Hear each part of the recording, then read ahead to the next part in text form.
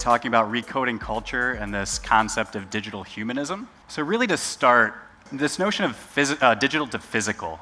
What we're seeing these days is this concept of jobs, this concept that what consumers are consuming digitally really has to impact them in their real lives, in the day-to-day lives, really impact them. You see this quote to the bottom here? This is from Peter Korn, who I don't know if you guys know. He's an industry leader in terms of like creating furniture and really working with his hands in the DIY project. Really emphasizes this whole keen belief that human beings have this innate responsibility to create with their hands. And as the world changes to more digital, that need for creation really gets emphasized. So really, how do you get to the content that impacts your daily lives? I know that my news feed is updating every minute. As of this morning, I couldn't even keep up with my Twitter feed since Donald Trump made his latest fumble. So how do you really kind of break through? Zenith Optima projected that we spend around 500 minutes of our daily lives consuming digital media. That's roughly 8 hours. Nielsen actually projects that closer to 11 hours. So how do you break through? And as early as 2007, the CSO at Edelman really came up with this concept of attention crash, really thinking that individuals become overwhelmed, to be too much to really take in. On the contrary, what we've been seeing recently, specifically through a study at Northwestern in Chicago, we're seeing that it's the opposite. Individuals really feel empowered. They don't feel, they don't feel overwhelmed. It's a curated, personalized experience. The content that they really consume really identifies with them and how they want to live their lives and how it's impacting their lives. So what we did was we conducted a study recently with MediaVest, really trying to understand young millennials, 18 to 24, and how they're discovering content, digital content, and what their preferences are. We see that 3 to 1 prefer consuming news content via social platforms versus TV. We see that they follow up to around 20 publishers on their news feeds, whether that be Twitter, Facebook, Snapchat. 70% have discovered a new publisher through social. So with all of those publishers out there, how do you, again, break through? We are actually seeing a consolidation of sources. Myself, I follow a number of different sources, but I have, the 3, the 4, the 5, BuzzFeed being one of them, New York Times, whatever else may be, that I really trust. And these numbers, I'm sure, would go up. These numbers are actually, again, these numbers are all US-based currently, would go up because this was actually conducted right before the election in the US. And I'm sure that individuals are really kind of going towards those sources that they do trust to get their news that isn't fake. We see 60% get content from multiple topics from a single brand. 57% will follow their favorite content provider across platform. And where BuzzFeed really fits in, and what our founder, Jonah Peretti, spoke to as early as 2014 at South by Southwest, is this digital cross-platform global network. BuzzFeed, again, being a trusted voice to the consumer and to our audience, not only do we reach 200 million unique viewers and consumers on our O&O, our owned and operated, which is our site and our app, we are also this distributed network. We are distributed through Facebook, through Instagram, Pinterest, through Snapchat. Individuals are consuming where they're at in a trusted fashion based on their needs. Whether that be Tasty, I don't know if you guys are familiar with Tasty. I see a lot of head shaking. It is now the largest food network in the world. Whether that be Nifty, which is actually an offshoot from Tasty, which really kind of impacts the day-to-day lives in terms of DIY projects, furnishing the home, things of that nature, to the funny, humorous content that BuzzFeed is historically known for. That humor content really does speak to the identity as well, whether that be the Try Guys. I don't know if you guys know the Try Guys. Again, some head shaking, that's great. Broke, Worth It. These are series on YouTube. There's Facebook content. It's humor, but it speaks to the identity. One bubble here, and it's kind of fuzzy and hazy, and I apologize for some of the fonts within this presentation. Some of it didn't translate to the computer they're using back there. The news. News for BuzzFeed is really taking off in the past couple years, becoming that trusted source in this time of, again, fake news.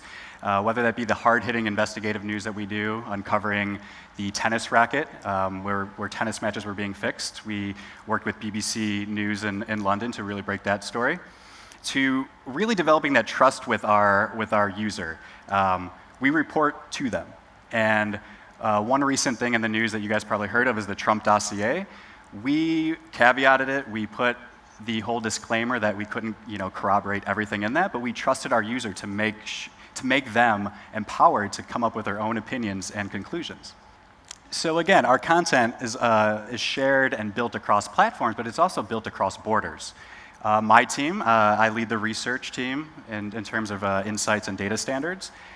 Our team, along with other data teams, looks at these global trends, adapts accordingly, whether that be Brazil, France, India, and also, too, we have representation in 26 different countries. As you can see, we have an editorial office in Mumbai, but also, too, we have coverage in, again, 26 different countries. I am based in New York. Whether that be editorial or business offices, we are around the world and global. We claim that we can get to any sort of story in terms of our reporting within an hour, within 2 hours.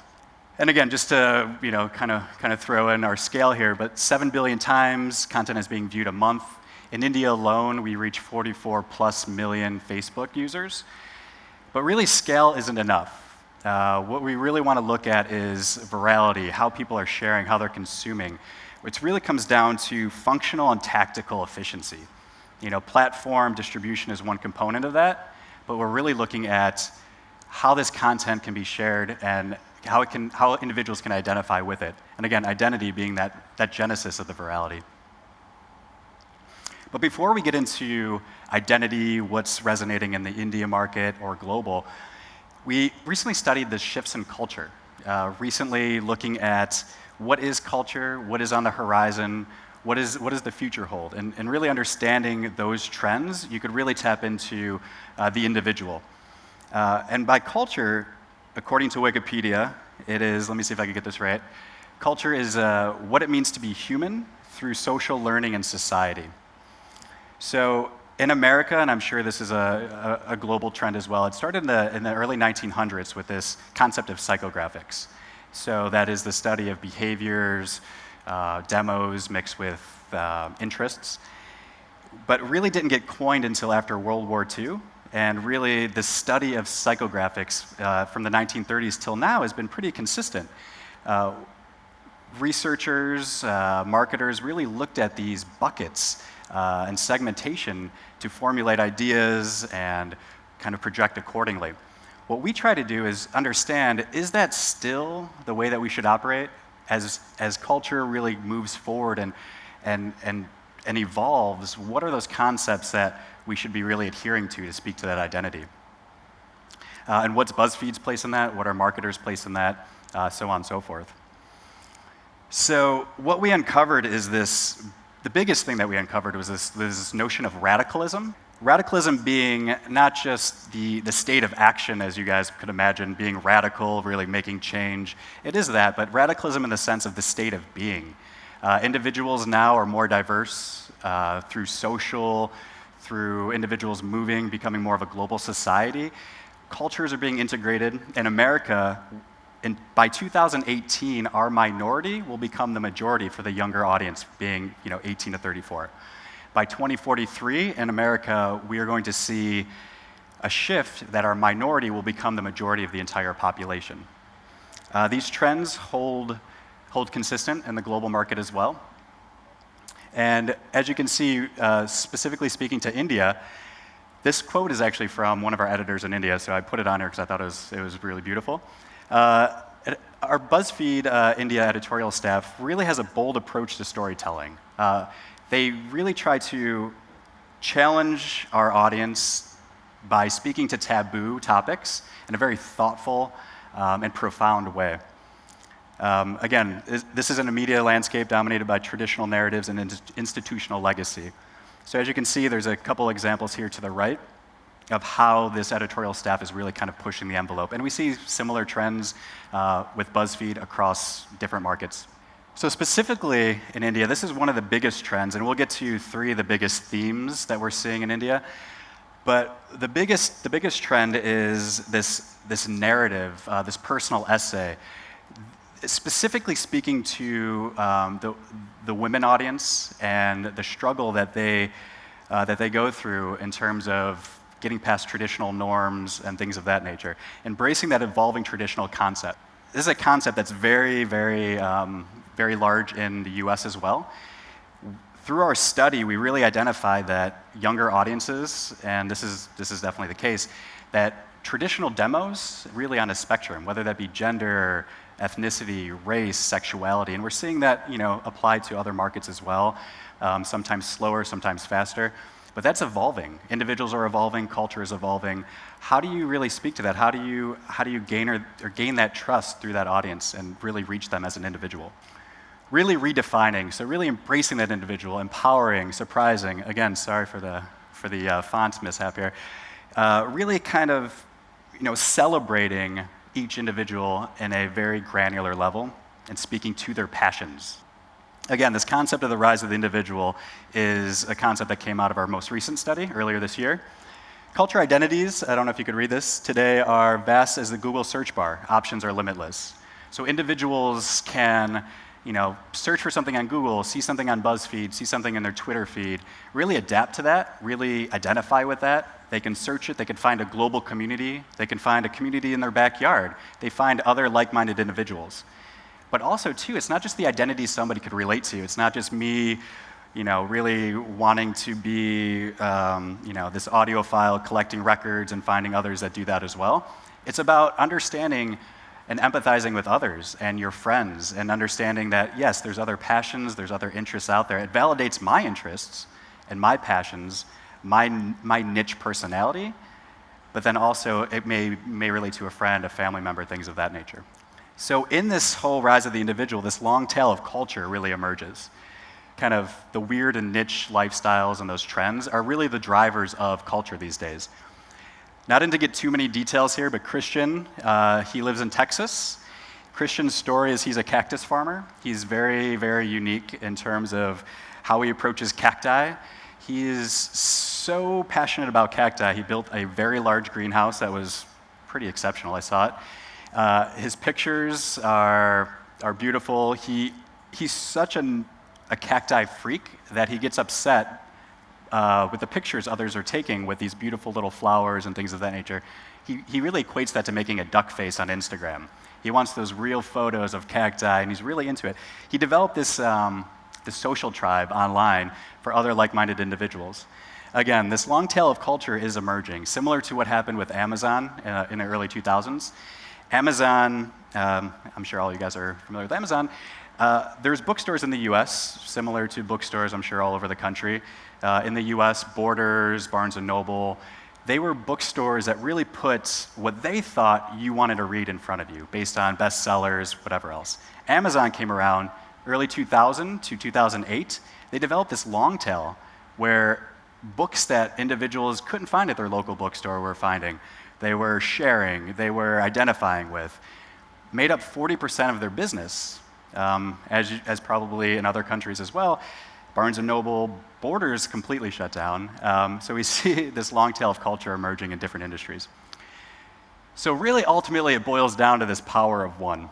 So identifying, empathizing, building that trust. So that trust that BuzzFeed has created with their audience and similar publishers have created with their audience is something that is driving that engagement and driving, the ability that with that audience and that one to then gravitate towards these other properties, these other platforms to really identify with BuzzFeed and our content. Power of one really being that, if we empathize and really talk to the single person, that power can be very impactful. The internet speaks to all, but really kind of focusing on one could have really profound results. Some examples of this is Turi in the early 1800s created the typewriter for his blind lover to help communicate. Alexander Graham Bell created the first notion of his telephone basically through his studies with the deaf. Vint Cerf created the first email protocols to, again, communicate with his deaf wife. Most recently, this concept emerged at CES. For those of you guys unfamiliar, the Consumer Electronics Show in Las Vegas happens yearly. I was standing next to the CEO, which doesn't happen that frequently, and myself and another researcher of mine kind of were listening into this conversation.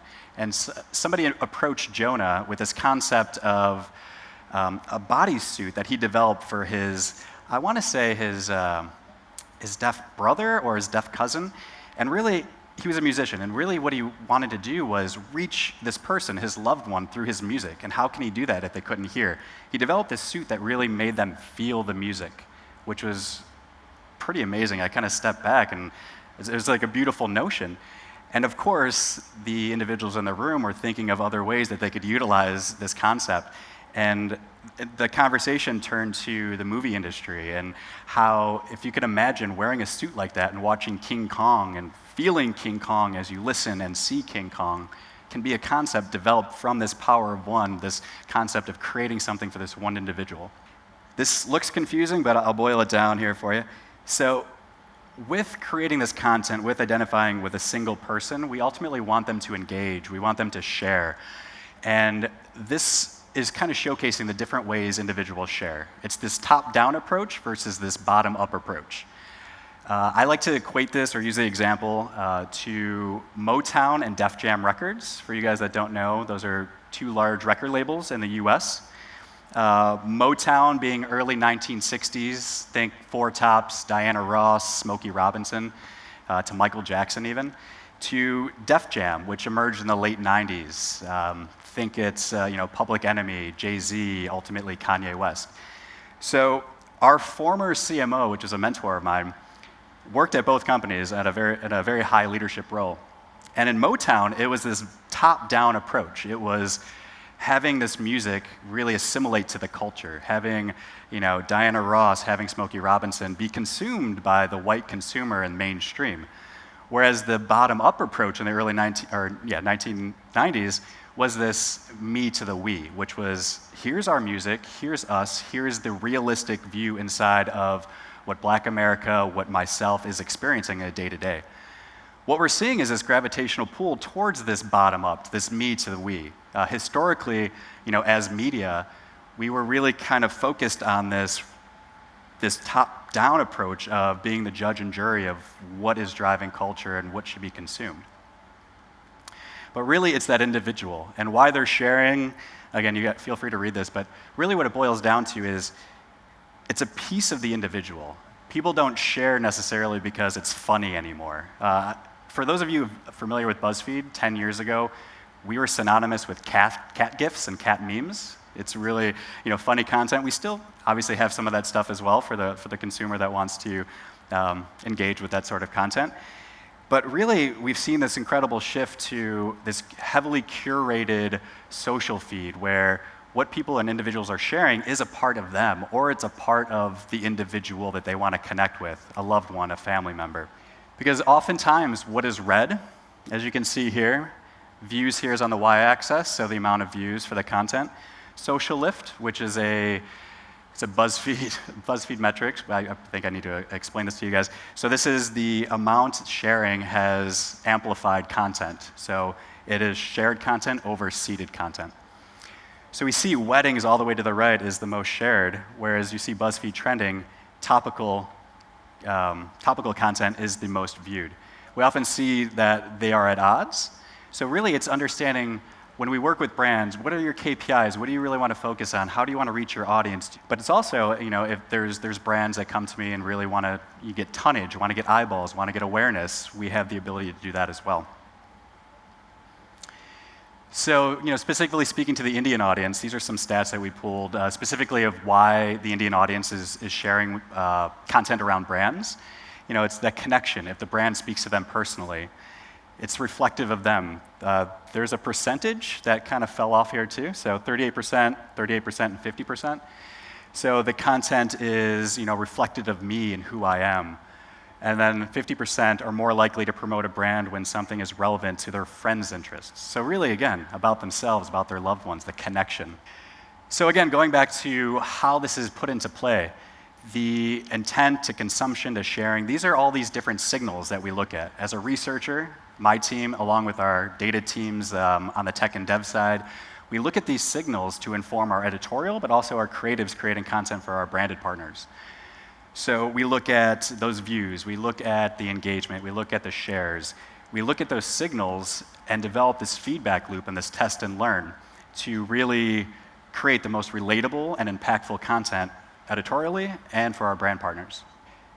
This is a little dated now, so these numbers may, hopefully they're up. I think they're up. So this was last year, looking at average shares per Facebook post. We see that Tasty, far and away, is the most shared by post. We see BuzzFeed videos up here as well. Again, kind of that concept of understanding what's working, further iterating, developing content based on those learnings. Tasty, for all of you guys that are familiar, maybe don't know the conception or where it comes from. So Tasty was really just a science experiment. We're always experimenting, new formats, new content, things of that nature. It turned into as a social experiment, it turned into a life hack to some recipes, and then we did the top-down approach, the camera being right over the food, your hands in the video, or your hands, you could imagine being the hands in the video, really resonated with the audience, really took off. You see a lot of other publishers doing a very similar format. So it's not enough to create that format, to have this scale, to continue sharing that sort of content. My team, along with our other data teams, are really understanding, okay, what is the next iteration? We've developed Nifty from our learnings of Tasty, understanding that not only do people want to create and be part of that experience on a top-down approach, but a similar approach in DIY hacks of individuals who are either on a budget trying to create furniture or some pieces in their house that they want to come from the heart, they want to create. So we developed Nifty through our learnings in Tasty. And then we've created offshoots of Tasty being Tasty Junior, things of that nature. So again, always iterating, always innovating. So when BuzzFeed creates a piece of content, it sets off a chain of sharing behaviors. So this is an example of this in action. And again, like social engagement's not enough. We really want to see that engagement and that action for the brand.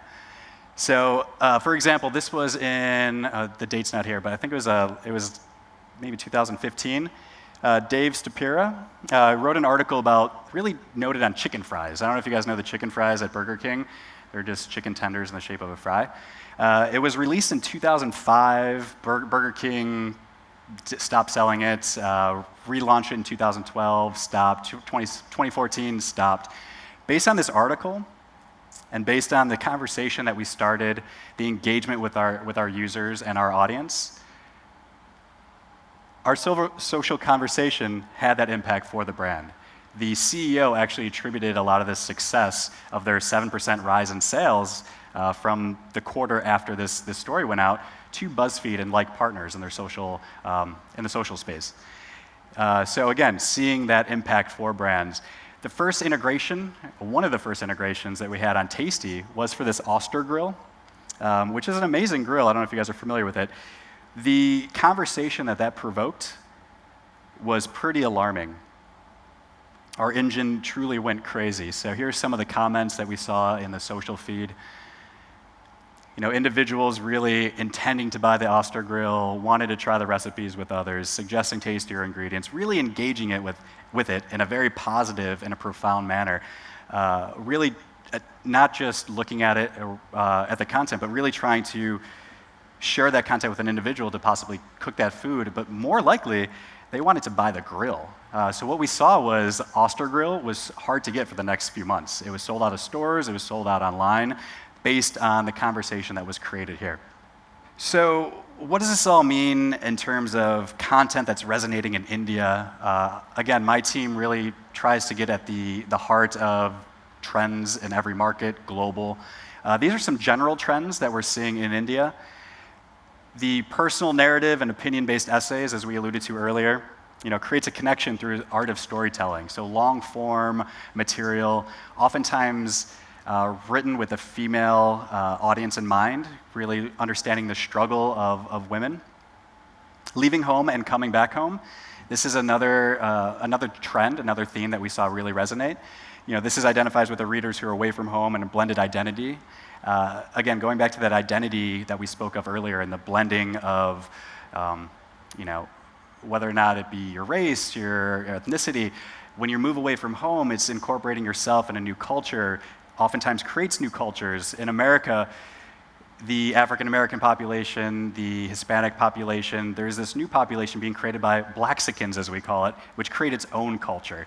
So understanding those nuances of these mixed cultures, these mixed individuals, as they leave home, come back home, is one of the key trends in India. Embracing tradition and culture, again, these all have to do with a struggle. Embracing tradition and culture is that struggle of, coming back to your roots and understanding, usually through your parents and through your family members, what culture means to them and what culture means to you, and really embracing that. Again, all of these speak to that identity front, really how it connects with an audience, and basically kind of goes back to a struggle, whether that be a female struggling with the day-to-day life, the struggle of hanging onto your culture, but also being assimilated in other cultures, and embracing that tradition, the struggle it is to maintain that place in your family and the Indian culture. So, again, personal narrative. Here's an example of some personal narratives. Again, content to create connection with the readers, all tied back to the identity. Here are a few examples here. Learn that they're not alone. It's really a way to connect. It's not only to share, but also, we saw profound engagement when we did something around like Mental Health Week. It's an engagement where it's not just about, oh, this is me, I want to share that. This is my friend, I want to share that. But it's also, this helped me. I'm not alone, and it's something that's very powerful.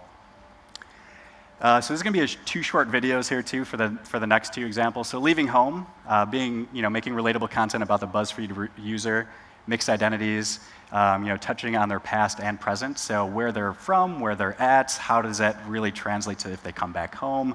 So let's actually look at an example here that had 2.5 million views and over 3,000 readers.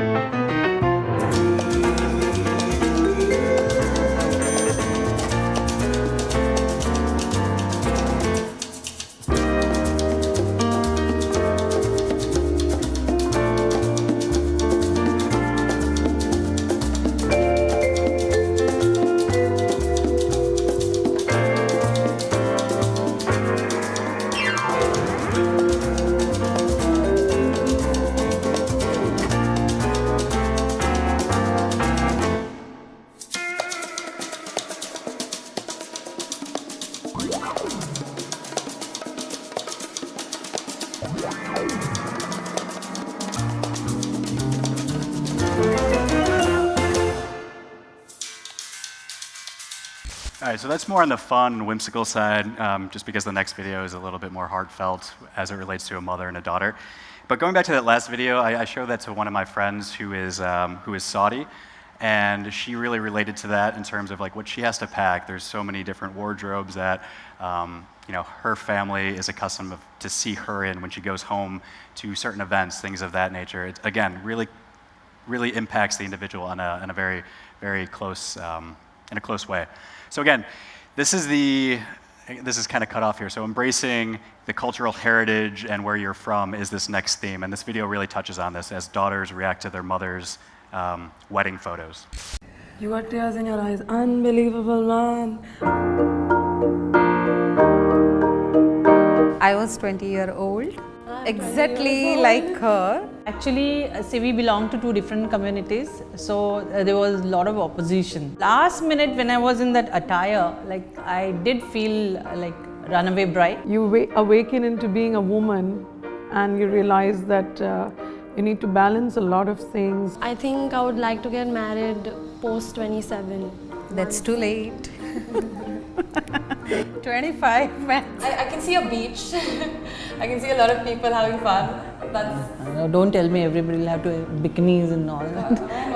why not? So my mom and I are like frenemies. Sometimes we're like really good friends, but then sometimes we have our off moments. When I think of marriage, it's about two souls who want to get together. When mom got married, she was independent. She was on like standing on her own 2 feet, and like that's a good thing. That's what I want to do. That's what I want to get. And once I get there, yeah, I'm open to all options. She is a very practical, pragmatic kind of person. She would probably feel like a chaos from inside but not show. The biggest difference was in her case, she was told to get married and she kind of, fine, she agreed to it. There wasn't really an argument, but in my case, she wants me to be happy first, she wants me to settle, and then marriage is on the cards, but not so soon. The first thing that she'll tell me when I'm getting ready is whatever you wear, you will look good. I was telling her that don't worry about my marriage. She's like, no, this is damn stressful. When will you get married and blah blah blah. I'm like, don't worry. How do you think she looks? My reflection. Oh my god. Oh my god. You look so beautiful. Flashback, huh? 30 years back, huh? She's looking more beautiful than me. That's my sari. She's looking traditional. To get her into something like this will be a feat. Everything is same No, except this gown. Expenses of the clothes are done. I'll wear this only. She's looking more beautiful than me, of course.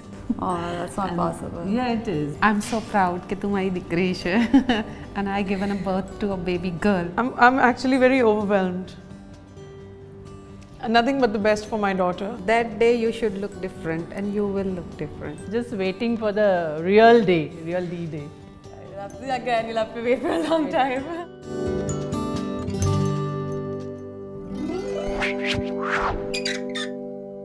So really, my presentation is kind of boiled down to these three points here: redefining, recognizing, and reimagining. So redefining, really understanding identity and humanity are the key players in driving content. Specifically in a world where extraordinary is the new normal, individuals becoming more niche, exploring different avenues in terms of their culture. Humanity, being the philosophical and ethical stance that celebrates and emphasizes human agency, both specifically to the individual and individuals as a group.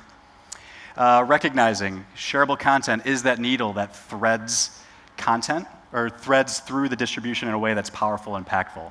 So again, sharing is that avenue that really gravitates or really impacts the individual in a very, very, very deep sense.